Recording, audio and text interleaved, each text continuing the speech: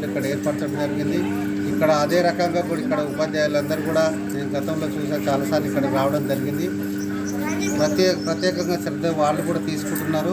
ఖచ్చితంగా ఇక్కడ మంచి మెరిట్ రావాలని కోరుకుంటున్న సందర్భంగా ఈసారి ఈ కస్తూర్బా స్కూల్లో మంచి మెరిట్ వస్తుందని కూడా ఆశిస్తున్నాను.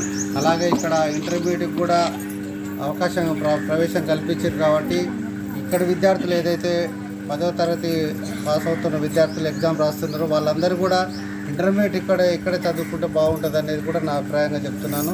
భవిష్యత్తులో ఈ కస్తూర్బా స్కూల్ ఒక నాంపల్లి మండలం కాదు, ఈ జిల్లాలో ఆదర్శంగా ఉంటుందని నేను అభిప్రాయం వ్యక్తపరుస్తున్నాను జరిగింది.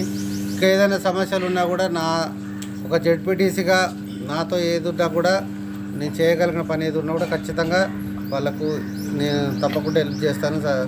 నేను కూడా విద్యార్థులలో మంచి భవిష్యత్తు ఉండాలని ప్రతి గ్రామంలో కూడా అన్ని స్కూళ్ళు నేను సందర్శించడం జరుగుతున్నది. వాళ్ళకి ఎక్కడ అవసరాలు ఉన్నా కూడా ఆ అవసరాలు కూడా నా వంతుగా నేను సాయం చేయడం జరుగుతుంది. తప్పకుండా కూడా ఇదే కళాశాలలో కూడా నేను తప్పకుండా చేస్తాను. Thank you sir.